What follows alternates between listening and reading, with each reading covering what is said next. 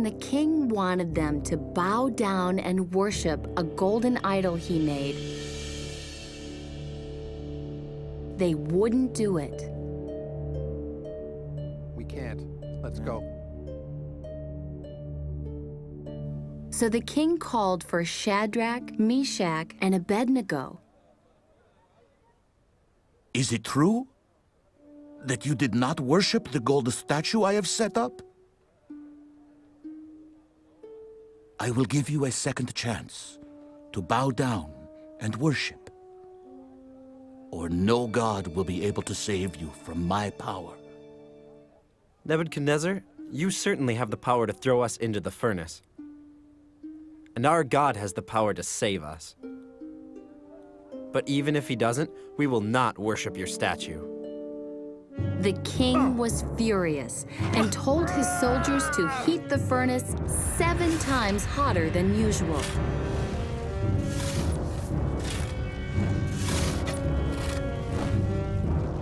Then Shadrach, Meshach, and Abednego were thrown in.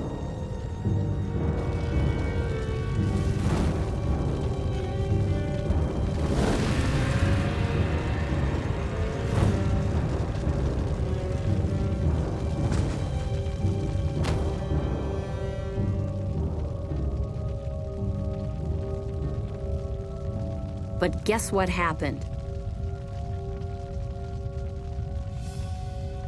The men in the furnace didn't burn up. God sent someone to protect them in the furnace.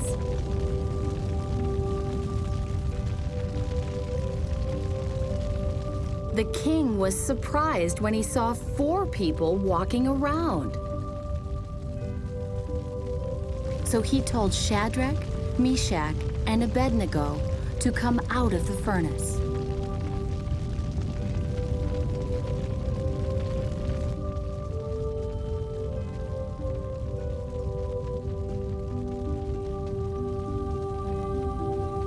And the king made a new law.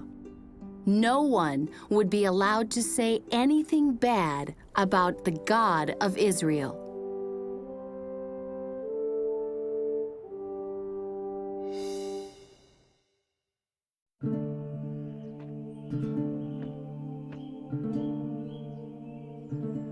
One day, the angel of the Lord came to a man named Gideon, who was working hard on his family's farm. The Lord is with you, mighty warrior. Go save God's people from their enemy. But Gideon hesitated. My family is the weakest in our tribe, and I am the weakest in our family. Gideon, the Lord will be with you. So, after talking some more with the angel, Gideon believed God and agreed to do what the angel had told him. Before long, Gideon had gathered up a great army. But when God saw it, he said, You have too many men. I don't want the Israelites to brag that they saved themselves. So God told Gideon to make an announcement. Any man who is afraid of the enemy may go home. And thousands of them did just that. But then God told Gideon he still had too many men. Take the men down to the water to drink. Keep only those men who use their hands to bring water to their mouths.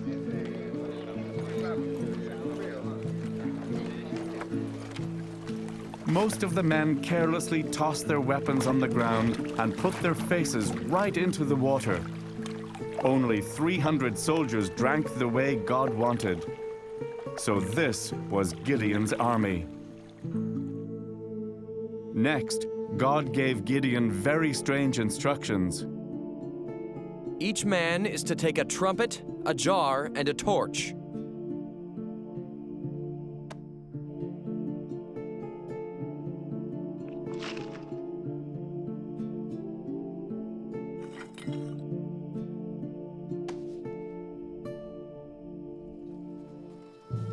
Later, in the dark of night, Gideon's men surrounded the camp while the enemy was sleeping. When everyone was in position, they shouted, The sword of the Lord has Then they blew their trumpets and smashed their pots, so the fire from their torches circled the enemy. But each of Gideon's men stayed in their place. Down in the valley, the enemy soldiers woke up and were so scared that they began fighting one another. With great noise and confusion, the enemy soldiers all ran away. And that is how God used Gideon to save his people from their enemies.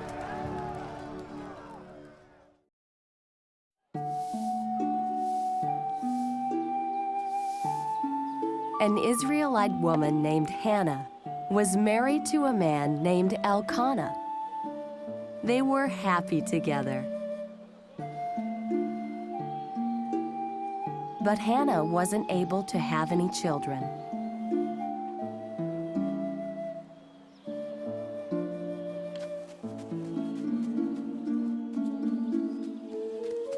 One of the other mothers was mean to Hannah and often made fun of her because she had no children. One day, Hannah got so upset that she went to God's holy tent to pray for a baby.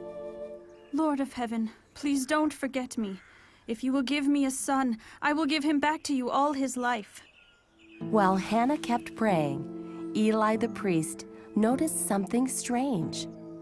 Hannah's lips moved, but he couldn't hear her voice. He didn't realize that she was praying in her heart. Eli thought she must be doing something wrong.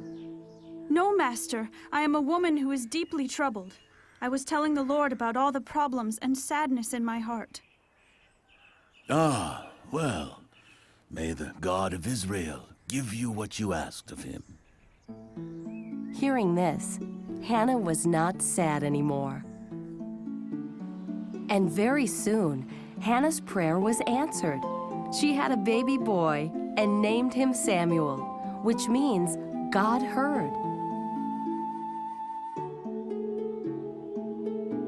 Hannah and Elkanah were very happy.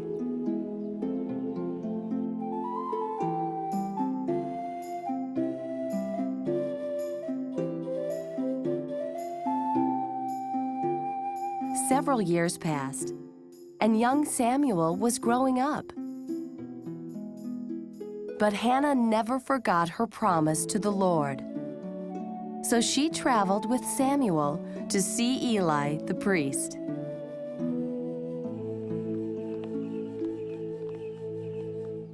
My master, I am the same woman who stood near you praying for a child many years ago. The Lord has given me a son, and now I give him back to the Lord. He will belong to the Lord all his life. So Samuel went to live in the temple.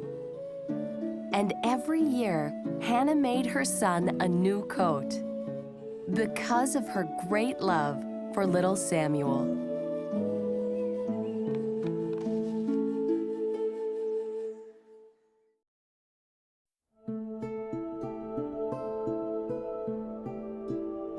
After King David died, his son Solomon became king of Israel.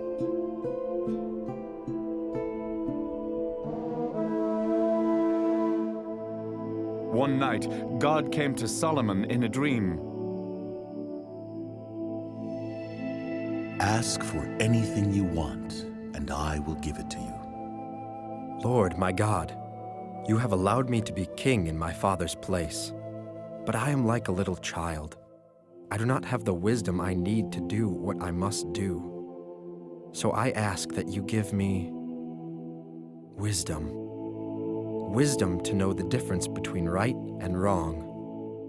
The Lord was pleased that Solomon had asked for wisdom. Since you asked for wisdom, and not long life, or riches, or the death of your enemies, I will give you what you asked. Your wisdom will be greater than anyone has ever had in the past. So God gave Solomon everything he needed to become a great king.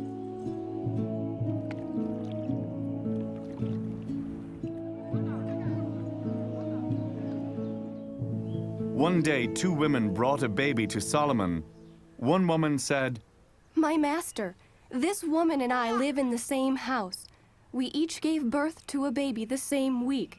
No one else was in the house with us. One night, this woman's baby died. So during the night, she took my son from my bed while I was asleep and put the dead baby in my bed. but the other woman said, No, the living baby is my son. The dead baby is yours. So the two women argued in front of the king. But Solomon knew just what to do to find out who the real mother was. Bring me a sword. So his servants brought the sword. Cut the living baby into 2 pieces and give each woman half. The servants were shocked, but the king remained firm. So as the sword was raised, one woman cried out, No, don't hurt the baby. Give him to her.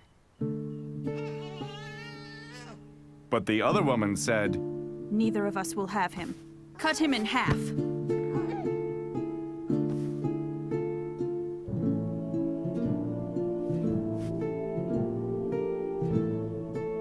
Woman, your son. When the people of Israel heard about King Solomon's decision, they knew God had given him wisdom to make the right decisions.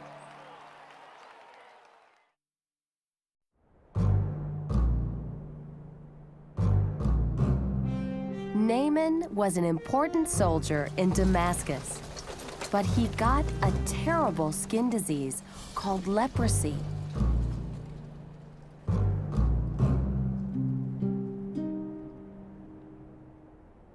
People who had leprosy were not allowed to come close to other people. They had to live in lepers' towns.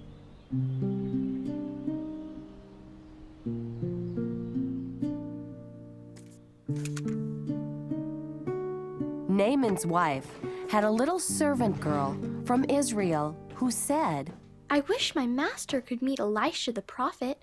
He would heal him. So Naaman went to Israel to find Elisha.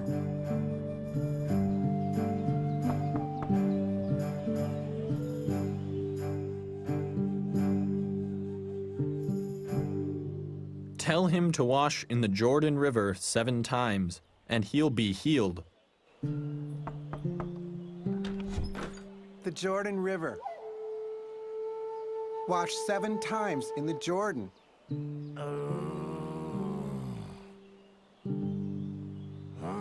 Naaman walked away angry. What Elisha told him to do seemed silly. He didn't even come out to talk to me himself. I thought Elisha would call on the Lord or wave his hand over me and heal the disease. Our rivers in Damascus are all better than the Jordan.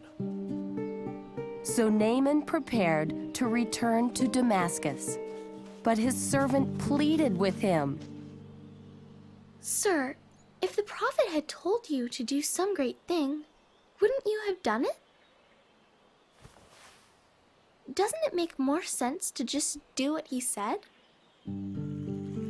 So even though Naaman was embarrassed, he went down to the river to wash himself as Elisha had instructed.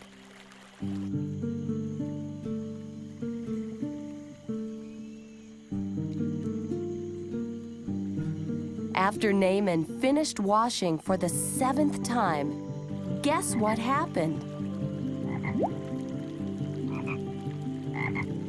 His leprosy disappeared.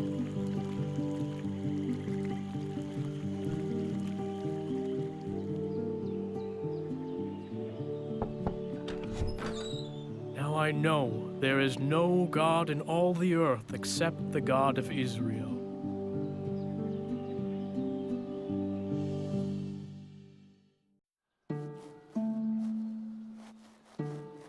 Daniel was one of God's people who was a slave in Babylon.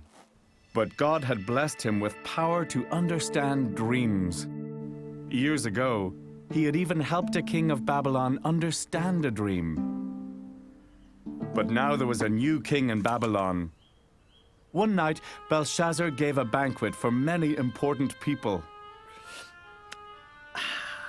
Suddenly, a hand appeared and began writing on the wall in words that no one could read. The king was very scared.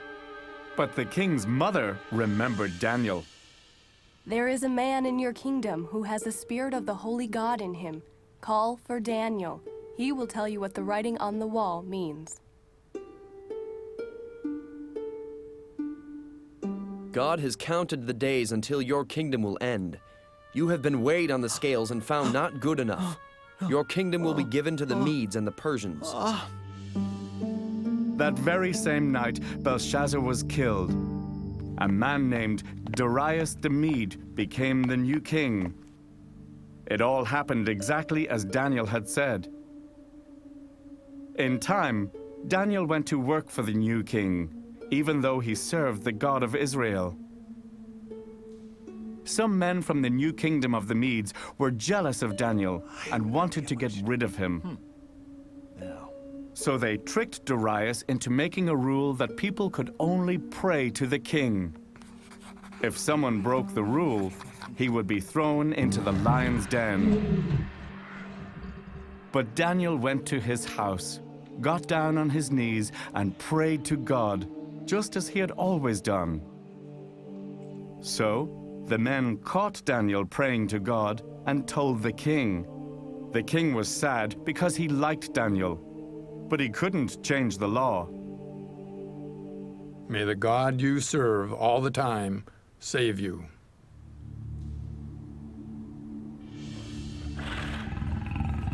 So Daniel was thrown into a den of hungry lions, and a huge stone was rolled over the entrance.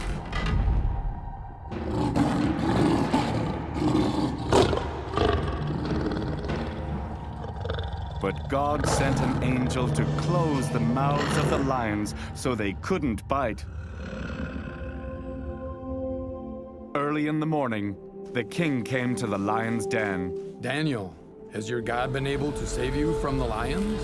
Yes, my king. God sent his angel to close the lions' mouths. They have not hurt me, because I am innocent. And that's how God saved the man who trusted in him.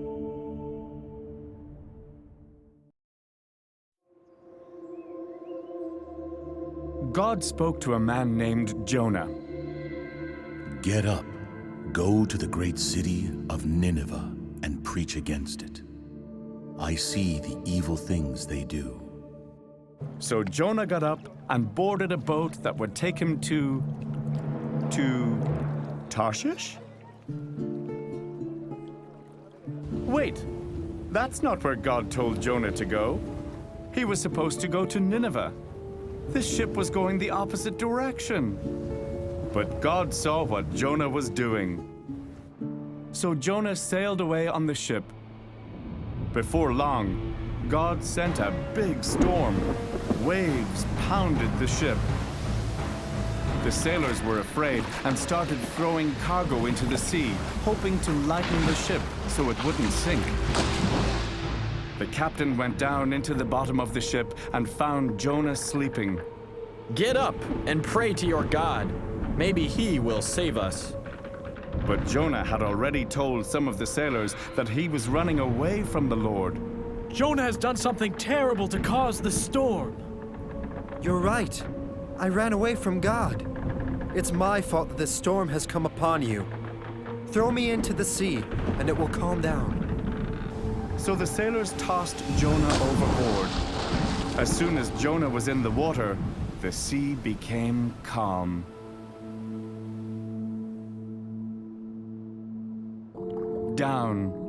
Down into the swirling water went Jonah. Then, gulp! Something swallowed him. Jonah was in the stomach of a big fish. God left him there to learn an important lesson. It took 3 days and 3 nights. Finally, Jonah prayed to God. Lord, I praise you and I thank you. You saved me from death. I promise that I will do what you want. So God spoke to the great fish. It swam up close to the beach and spit Jonah out of its stomach and onto dry land.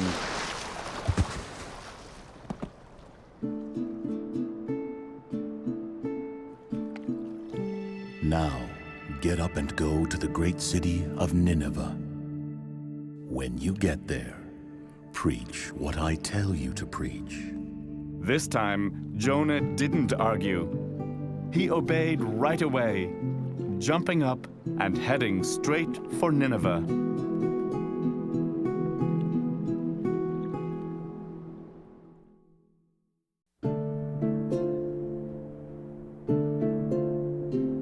Every year, Jesus' parents went to Jerusalem to celebrate the Passover. When Jesus was 12 years old, his family traveled to Passover along with many other families, as they always had before. When the celebration was over, Mary and Joseph started to return home.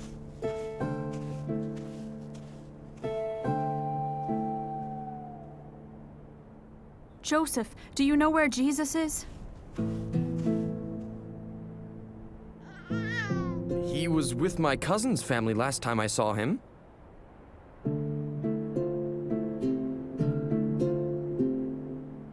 After traveling all day, Mary and Joseph realized Jesus wasn't with any of their friends or relatives.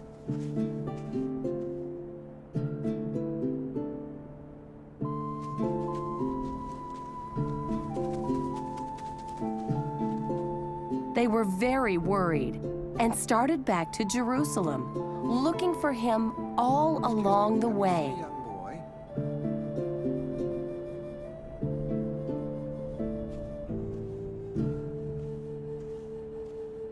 Where is my son? By the time they got back to Jerusalem, it was nighttime, too late to look for Jesus. The next day, they searched all around the big city.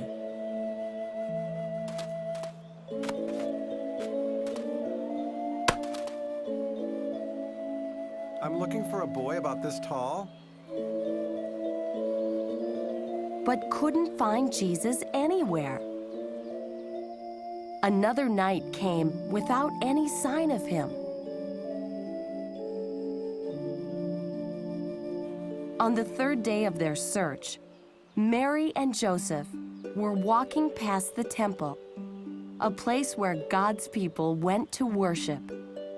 Coming from inside the temple, they heard a familiar voice. They rushed inside, and there was young Jesus talking with some teachers, just like he was one of them. He asked them questions. He answered theirs. His mother had a question too.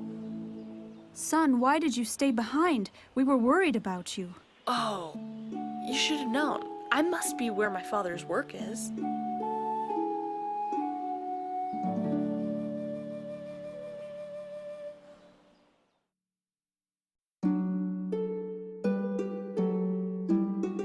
After feeding thousands of men and their families with just 5 loaves of bread and 2 fish, Jesus told his followers to sail to a town on the other side of the lake. Go ahead to Bethsaida. I will come later.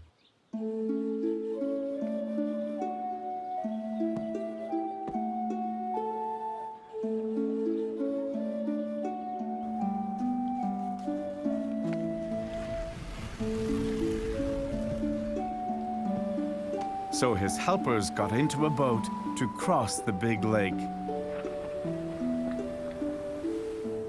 While Jesus went up into the hills to pray,